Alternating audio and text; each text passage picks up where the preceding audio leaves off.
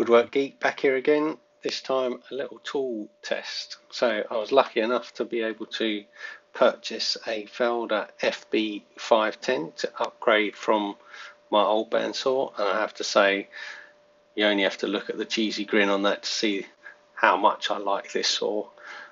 When it comes, it's all packaged up really quite carefully, so here I'm just taking all of the oil and kind of protective finish from the table bed, just to clean all that off, and then I give it a coat of wax, tool wax from Axminster, just to kind of give it a decent protective film to protect it from any kind of rust or anything that might kind of come in contact with it.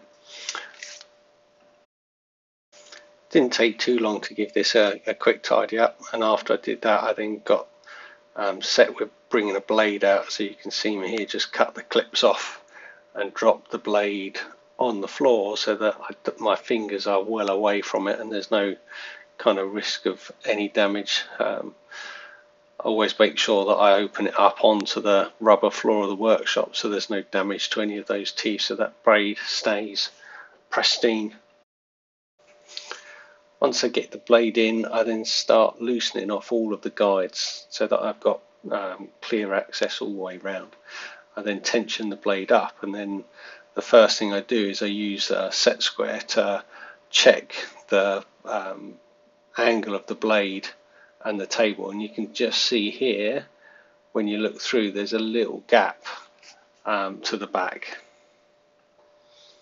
So to adjust that, underneath the table there's a bolt that you just slacken off the lock nut, and then you twist the bolt round and it will gently move that table, and you'll see me keep going backwards and forwards here bit by bit, just creeping up so that I get the bed of the table so that it's perfectly 90 degrees to that blade with all of the guides loose, so there's no outside kind of influence on that kind of blade coming down. And it was close, but just not quite perfect for me, so I got that all set up, squared away, and then it was on to the next test. Just see me here do a quick close-up. See, my camera skills aren't spot on there, but it is touching from top to bottom. Next I check the ceramics are square with the blade, so I bring them in quite close to that blade, and if you just look there you can see a hair's gap at the back edge and a hair's gap there at the front edge, which means that that isn't quite parallel to the blade. So what I do here is I loosen off those guides and I tweak each of those ceramic guides to get it closer and closer, and I use a bit of paper to set the distance from the blade to the ceramic, so there's literally just the kind of faintest of gaps between the two. You can see here I ended up taking the whole lot off to get it so that it was running square to the blade, because I just wasn't quite happy with the way that it was. It takes me a little while to get this right, but it was worth it in the end.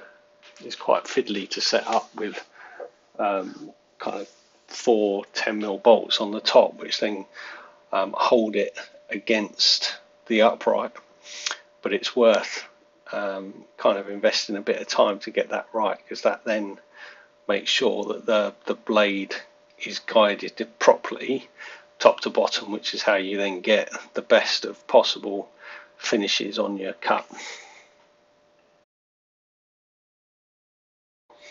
I have to say the use of the light here was quite helpful in terms of shining kind of from behind, so you could actually see where if any of the gaps kind of were, so you could make sure they were parallel. Well worth investing a light to do that if you're planning on doing something like this. After I got all the ceramics set up, it was then time to make a test cut, so I just used a little off coat of oak butcher block worktop just to see how it would go, and then I did a parallel test with a little scrap, and then it was on to trying to cut some veneers. So when I did this I ended up using 3 different blades. So I used the Felder FB510 kind of a fast back blade. I used a Tough Saws fast cut blade, and then I used a Tough Saws Very Tooth super tough blade. For me, the best finish was the Very Tooth super tough blade, but what I did find is that speed was quite a big part of those blades. So for me, a little bit more speed through the saw and a consistent speed through the saw gave a great finish. Here's the mitre gauge that I got for the saw. And you can see me just setting it up here and making sure that the guide isn't loose or rattling within the slot, and then I tweak the angle of the kind of extruded aluminium to get a perfect 90-degree to the bandsaw.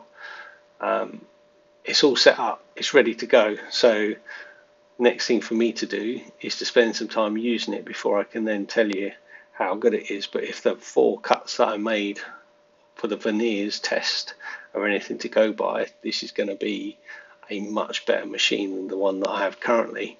I'm already cutting veneers at 0.8mm thick within 1/10 of a millimetre across the surface of that kind of sheet. So I'm very impressed compared to the kind of quality that I used to get off my old bandsaw.